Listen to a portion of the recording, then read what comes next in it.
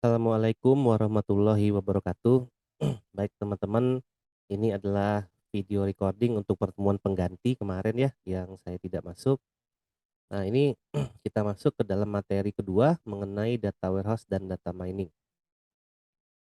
Nah jadi di sini akan ada definisi lengkap ya dari data warehouse dan arsitekturnya. Jadi kita akan membahas ini.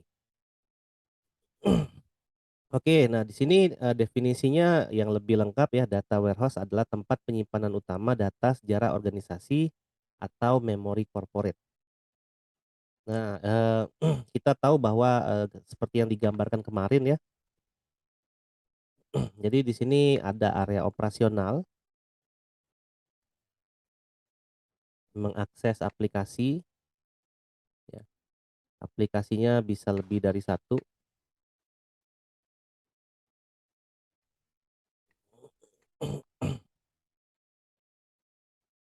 Nah, di sini nanti akan ada, database ya. Nah, database. Kita anggap saja, semua aplikasi ini mengakses satu database.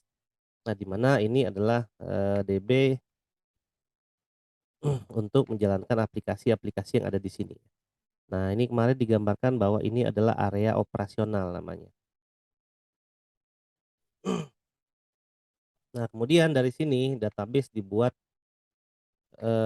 replikasinya menjadi suatu data warehouse ya untuk menganalisa, data ya, untuk menentukan strategi-strategi data.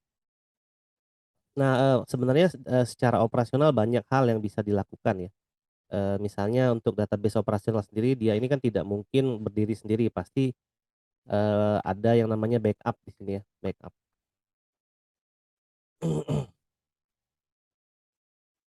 Database backup. Nah, misalnya, perusahaan ini berdiri dari tahun 2000 misalnya, berdiri dari tahun 2000 sampai 2022 berarti sekarang ya.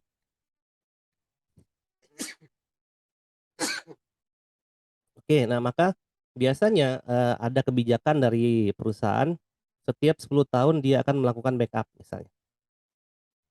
Jadi dia punya 2 database backup, ini database backup tahun 2000 sampai 2010 ya. Lalu yang ini dia punya database backup lagi tahun 2011 sampai 2020. Nah, sedangkan data warehouse ini pasti dari tahun 2000 sampai 2022 ya. Nah, ini yang dinamakan dia menyimpan sejarah perusahaan. Bisa jadi saat dilakukannya backup ya, di sini kan tahun 2000 tadi ya, tahun 2000 sampai 2010 gitu ya. Bisa jadi ada beberapa data operasional ini yang dihapus karena dia udah di-backup, misalnya tidak diperlukan lagi dan lain-lain. Bisa jadi operasional ini menjadi bersih ya, karena ada kapasitas tertentu yang mereka harus, mereka harus sediakan gitu ya. Kita contohkan aja kayak sosial media aja. Begitu ada akun orang yang sudah di-take down atau udah dihapus sama pemiliknya, bisa jadi historinya juga dihapus dan dimasukkan ke database backup gitu ya. Nah, namun data warehouse di sini ya, data warehouse data warehouse DW, data warehouse ini menyimpan histori perusahaan dari tahun 2000 sampai 2022. Jadi semua dia yang pegang. Ya. Makanya dia disebut dengan, memori corporate ya. Jadi dia memang menyimpan semua, data yang ada dari perusahaan, mulai dari perusahaan itu menerapkan IT atau bahkan mulai dari perusahaan itu berdiri, karena bisa jadi, ada data yang dimasukkan ke data warehouse ya, sampai perusahaan itu, hari ini ya. Nah, kemudian data warehouse berisi data besar untuk pihak manajemen dalam sistem pengambilan keputusan. Jadi, ini juga udah dijelaskan kemarin bahwa, data warehouse dipakai untuk menganalisa data dan di situ akan ada pendukung keputusan. Tentunya apabila suatu keputusan didasari dengan data, maka keputusan itu akan menjadi lebih realistis untuk dilaksanakan. Baik, ada lagi nih definisi data warehouse menurut Videte Poe. Data warehousing merupakan basis data, jadi memang basis data ya data warehouse itu, yang bersifat analisis dan read only. Jadi memang, basis datanya tipenya read only, tidak seperti operasional yang kita bisa terapkan manipulasi seperti insert, update, delete gitu ya. Nah, kalau misalnya di data warehouse dia hanya bisa dibaca saja atau read only dan digunakan sebagai pondasi untuk sistem penunjang keputusan. Jadi memang, karena data di operasional itu adalah fakta dan fakta itu diterjemahkan ke data warehouse, dikumpulin dan, dari fakta itu dilakukan analisa, maka keputusan juga akan lebih baik. Lalu menurut Faulen, data warehouse merupakan basis data relasional. Iya memang gitu ya. Itu pernah saya singgung juga bahwa teknologi yang digunakan oleh data warehouse itu sama aja dengan operasional, dia menggunakan relational database.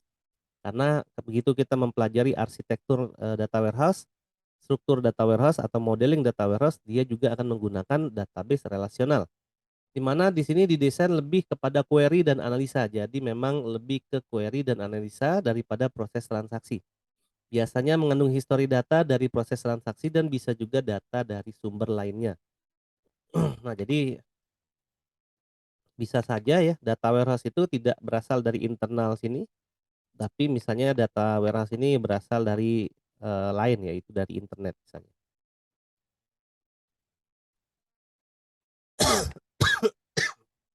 Nah, di sini, data yang dikumpulkan dari internet itu bisa saja data yang berupa, data berita misalnya gitu ya. Misalnya, ini adalah perusahaan retail misalnya, biasa mengirim ke Eropa. Nah, dari data warehouse ini ditangkaplah berita tentang kondisi Eropa saat ini misalnya. Nah, setidaknya dia mendapat gambaran Eropa seperti ini tuh lagi krisis atau bagaimana gitu ya. Sehingga dia tahu harus ngapain, apakah dia harus menghentikan, ekspor atau mungkin dia harus berkomunikasi dulu dengan perusahaan tempat dia mengirim barang gitu ya. Sehingga nanti, hal-hal terkait dengan pengiriman barang itu bisa, mulus gitu ya, karena kita mendapatkan data dari internet mengenai kondisi yang ada di luar negeri. Jadi, bisa jadi referensi kita tidak hanya dari database perusahaan saja, tapi bisa dari eksternal yaitu internet. Di internet ini bisa kita ambil datanya, kemudian kita taruh di data warehouse kita.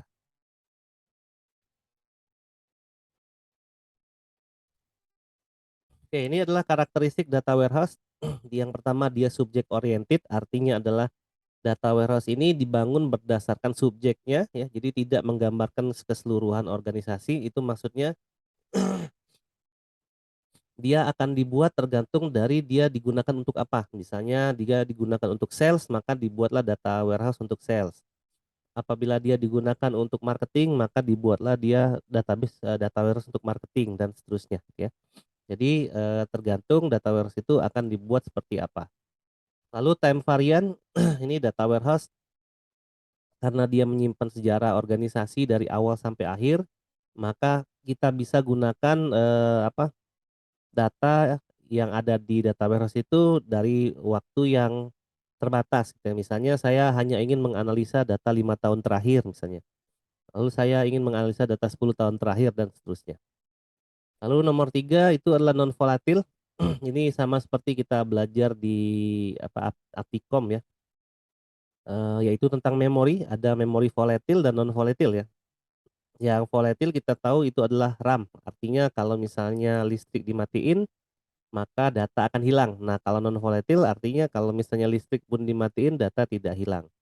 Dan yang terakhir adalah integrated, berarti dia terhubung antara suatu dengan yang lainnya ya, terintegrasi. Terintegrasi dalam hal kegunaan sebenarnya. Jadi, seperti yang dibilang tadi bahwa data warehouse itu akan digunakan untuk apa, ya. Misalnya digunakan untuk produk, maka nanti dipakai untuk produk aja gitu ya.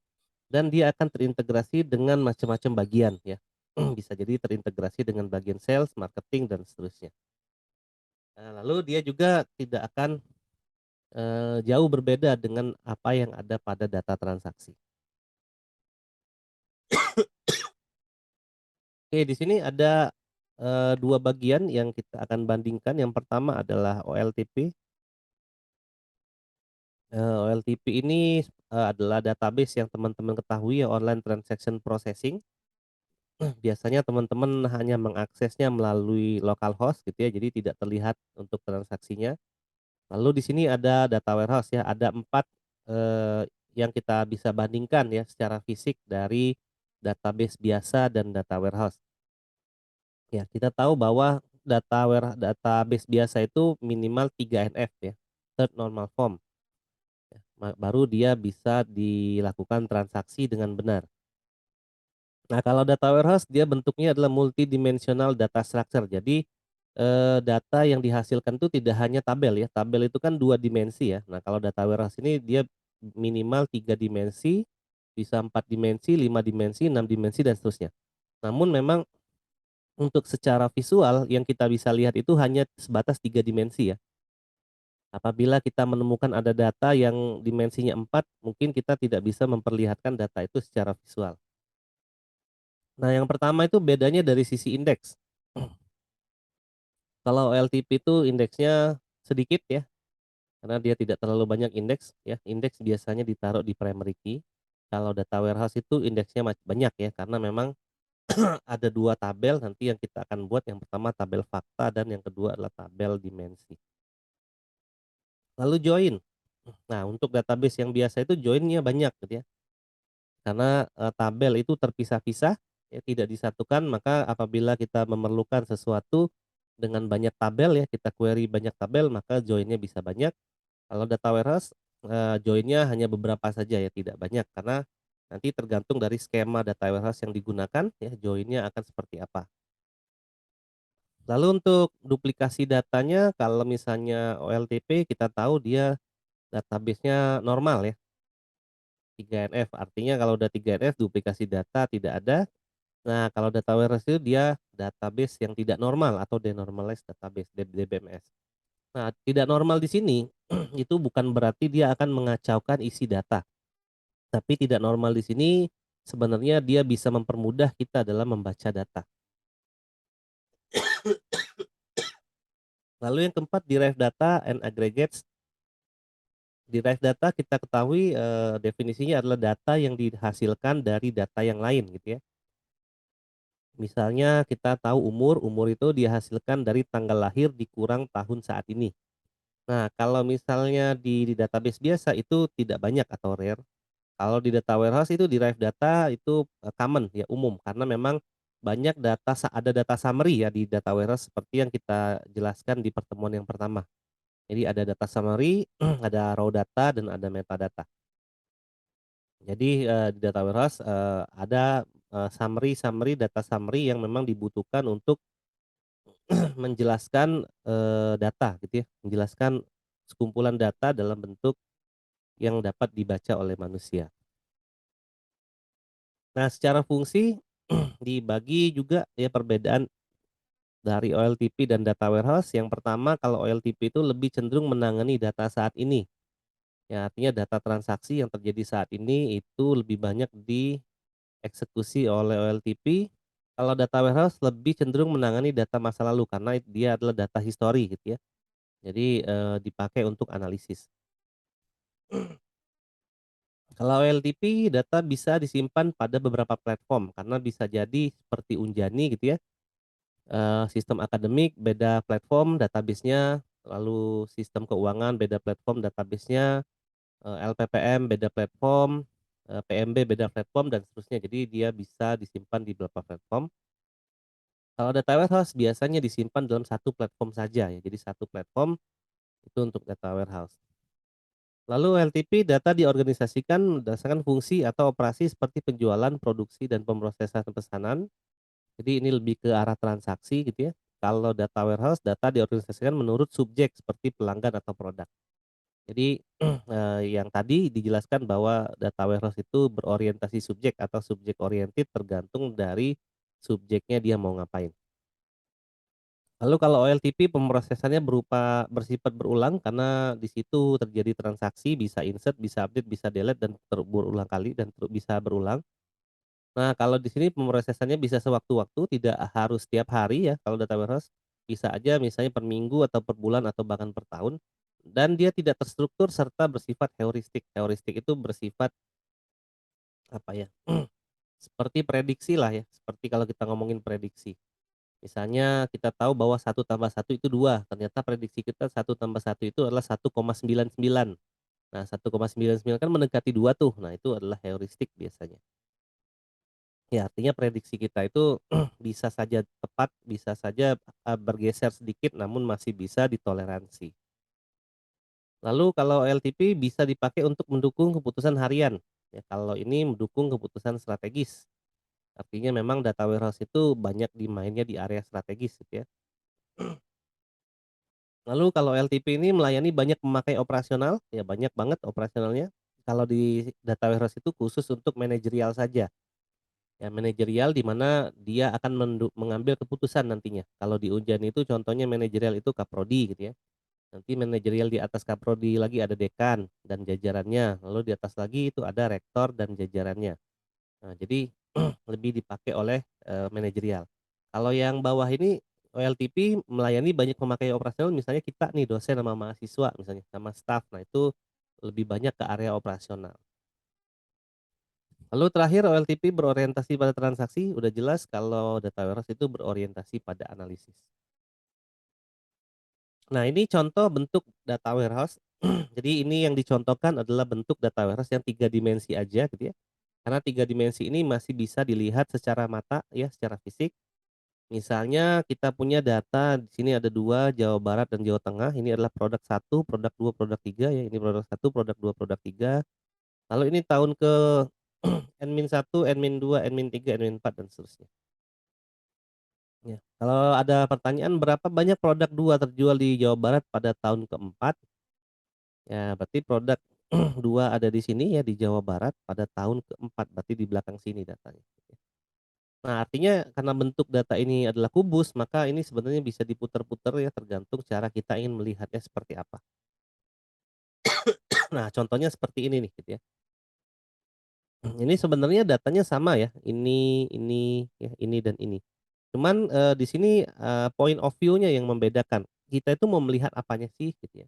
Kalau di sini kita akan cenderung melihat, sales sama margin ya dari, produk, kemudian di sini ada Februari, Maret dan lain-lain, di sini ada, apa, kota.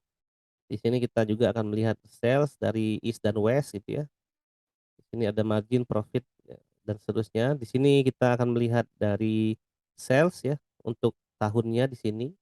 Kemudian di sini kita akan melihat actual budget, forecast, variance, dan seterusnya dari TV, VCR, dan seterusnya. Dan dimensi ketiganya adalah, bulan gitu ya.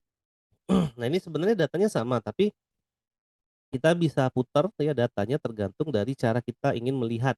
Kita mau melihat apanya gitu ya. Ini sebenarnya sama datanya, cuman kita bisa lakukan perputaran kubus tadi ya, untuk melihat, apa yang ingin kita lihat dari, penjualan ini, ya dari data penjualan ini. Nah, apabila ingin membangun data warehouse, biasanya ada beberapa hal yang kita bisa lakukan. Yang pertama, tentukan visi misi dulu ya dari bisnis, apakah memang diperlukan suatu data warehouse atau tidak. Lalu yang kedua, kita harus bisa mengidentifikasi data dari basis data operasional dan sumber lain yang diperlukan bagi data warehouse. Artinya kan, data warehouse tadi adalah, subjek oriented, jadi kita bisa membuat data warehouse itu tergantung subjeknya. Bisa jadi kita membuat data warehouse itu lebih dari satu gitu ya, karena memang diperuntukkan untuk subjek yang berbeda-beda. Lalu ketiga, menentukan item-item data dalam perusahaan dengan melakukan standarisasi penamaan data dan maknanya, lalu merancang basis data untuk data warehouse. Lalu membangun kebijakan dalam pengasipan data lama sehingga ruang penyimpanan tak menjadi terlalu besar dan agar pengambilan keputusan tidak menjadi terlalu lamban. Ini kaitannya dengan resource ya, seberapa besar resource kita. Dan yang terakhir menarik data produksi operasional dan meletakkannya ke basis data milik data warehouse. Ini biasa standar gitu ya. Nah, ini adalah contoh arsitektur data warehouse menurut Paisman dan Zamai tahun 2014.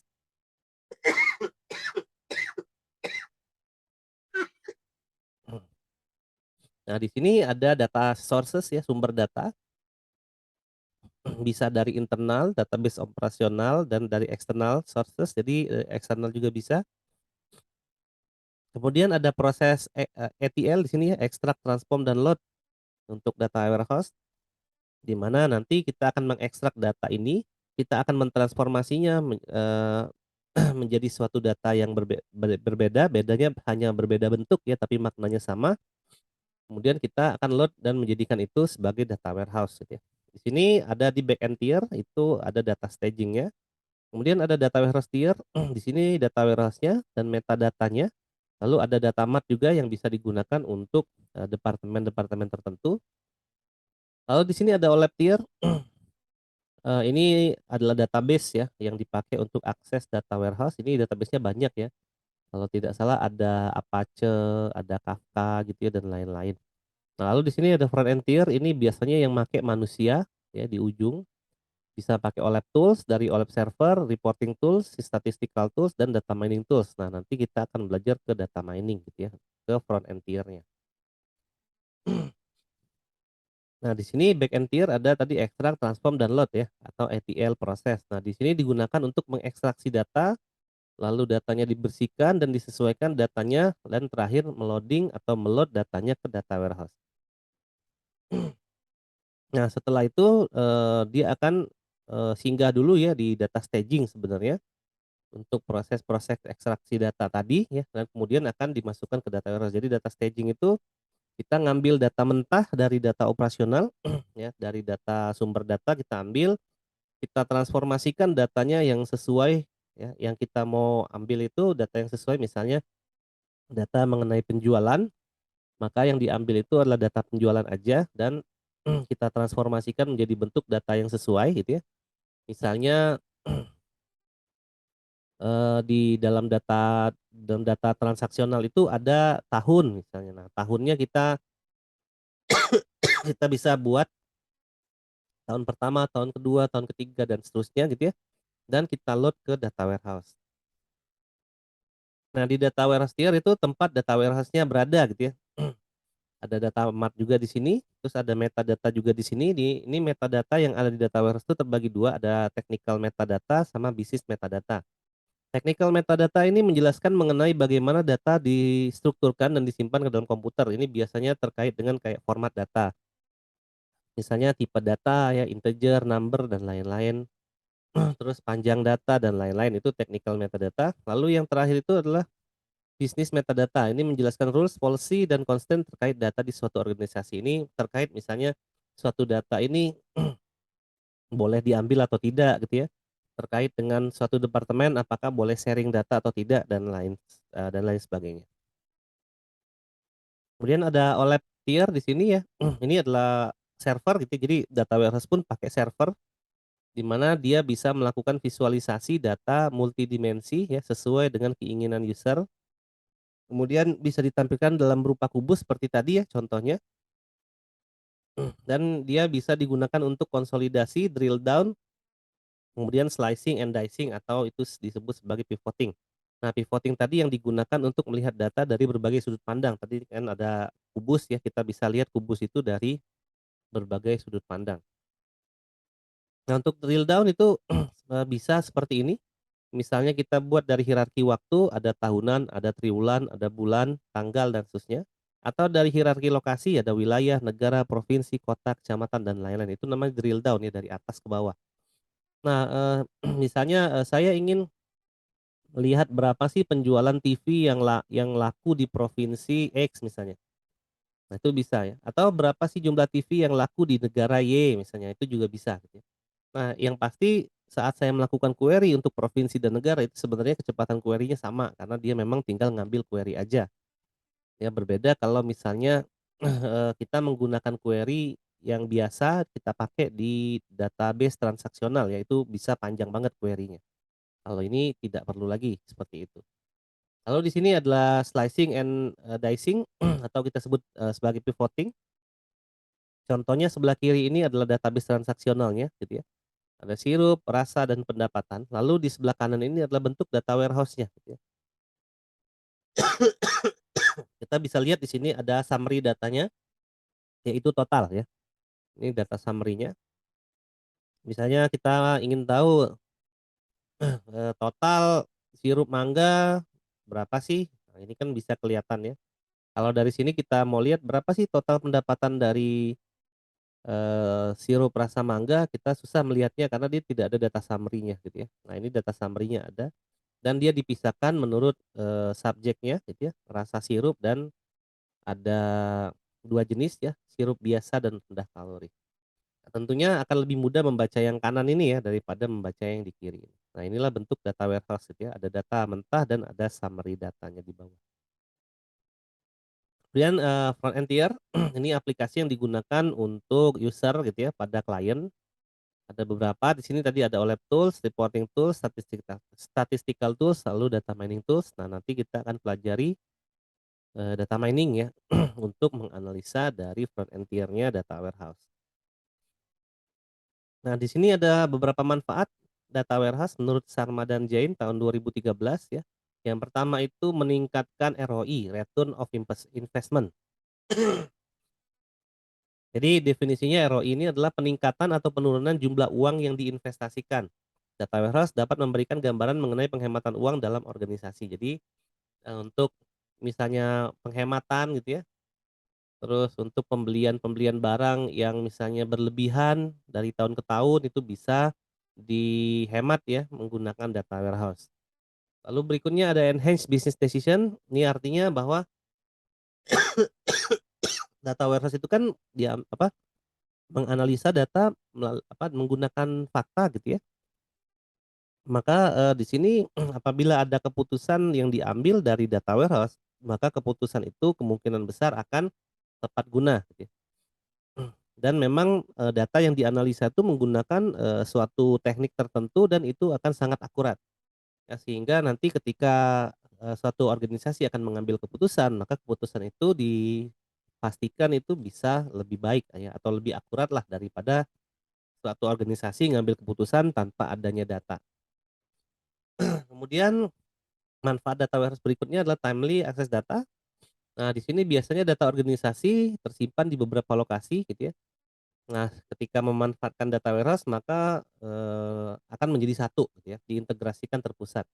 Jadi data, kalau ingin dianalisa itu menjadi lebih cepat gitu ya. Kemudian konsistensi data, ini biasanya, data organisasi apabila data transaksinya itu terpisah-pisah itu biasanya formatnya beda-beda gitu ya. Nah, dengan adanya data warehouse format yang berbeda tadi bisa disatukan menjadi suatu format yang sama. Jadi, hasil analisa yang dihasilkan pun nanti akan Eee, sama gitu ya, untuk setiap apapun yang dianalisa di organisasi itu. Lalu sistem performance di sini dengan memanfaatkan data warehouse maka operasional dan, keperluan analisis itu bisa berbeda ya. Jadi kalau misalnya kita lihat dari gambar yang dibuat tadi gitu ya. Nah apabila operasional dan data warehouse itu dibuat berbeda seperti ini, maka kalau kita melakukan suatu proses analisis gitu ya, itu tidak akan mengganggu, operasional yang terjadi di dalam sini gitu ya.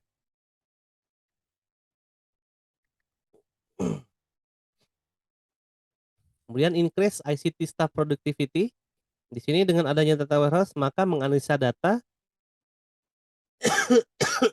apabila ada sumber yang dikatakan baik gitu ya akan menjadi lebih cepat dan efektif gitu ya. Jadi nanti ICT akan lebih optimal. Jadi, menganalisa data itu tidak perlu lagi menambah orang ya. Biasanya kan kalau kita ingin menganalisa data, kumpulkan laporan gitu ya, kumpulkan laporan, laporannya udah lengkap baru dianalisa datanya. Nah itu tidak perlu gitu ya karena memang dengan adanya, data warehouse, ya apa yang ingin kita lihat itu bisa langsung dilihat di suatu aplikasi. Dan yang berikutnya adalah increase customer satisfaction. Ya tentu saja, dengan adanya data warehouse, keputusan-keputusan yang diambil itu tepat, maka di situ apabila, kita akan menjual produk ya ke customer, maka keputusan saat memberikan diskon gitu ya, memberikan cashback dan lain-lain itu akan membuat konsumen, terpuaskan gitu ya. Lalu selanjutnya, data warehouse save time. Dengan menggunakan data warehouse, maka keputusan bisa diambil dengan sangat cepat, ya tidak perlu menunggu lama-lama lagi ya, tidak perlu menunggu yang aneh-aneh lagi. Yang pasti dengan adanya data warehouse, keputusan bisa diambil dengan sangat cepat gitu ya, tanpa harus menunggu staf IT mengeluarkan laporan. Lalu data warehouse enhance data quality and konsistensi. Nah, dalam data warehouse kan tadi ada dari berbagai macam sumber gitu ya. Biasanya sumber-sumber itu bisa memiliki format yang berbeda. Nah, di data warehouse formatnya akan disamakan gitu ya. Dan setiap departemen yang bisa mengakses data itu akan mendapat skema atau format yang sama. Jadi hasil analisanya pun tidak akan menyimpang gitu ya. Karena memang ada data yang bisa di-share ke departemen, misalnya kayak data produk, data perlu produk itu kan perlu di-share di bagian sales dan perlu di-share di bagian marketing kan.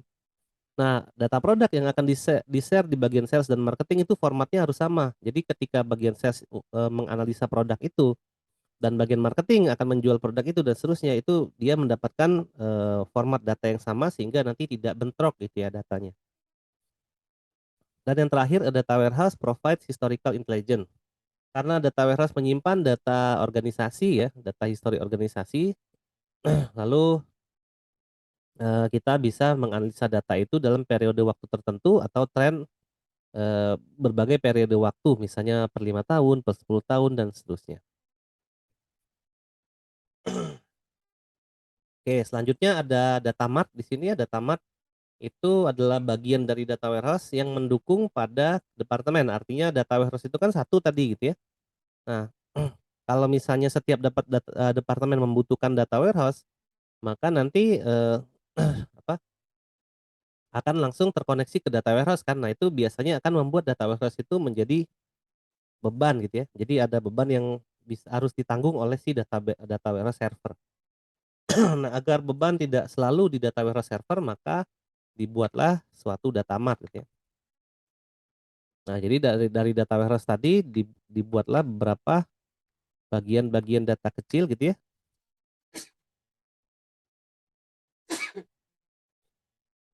yang kita sebut sebagai data mart. Nah, gitu ya. Jadi ini DM ya, data mart. Nah, di sini misalnya data mart untuk bagian sales misalnya, penjualan. Ini untuk bagian gudang misalnya.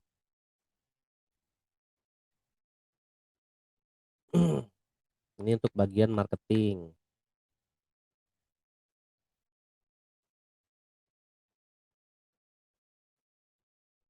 Nah, gitu ya. Jadi daripada ini langsung ke sini gitu ya, mending dia dibuat data mart di sini gitu ya. Tentu saja data mart ini arsitekturnya sama dengan data warehouse, tapi dia diperkecil aja gitu ya untuk bagian departemen-departemen yang lain.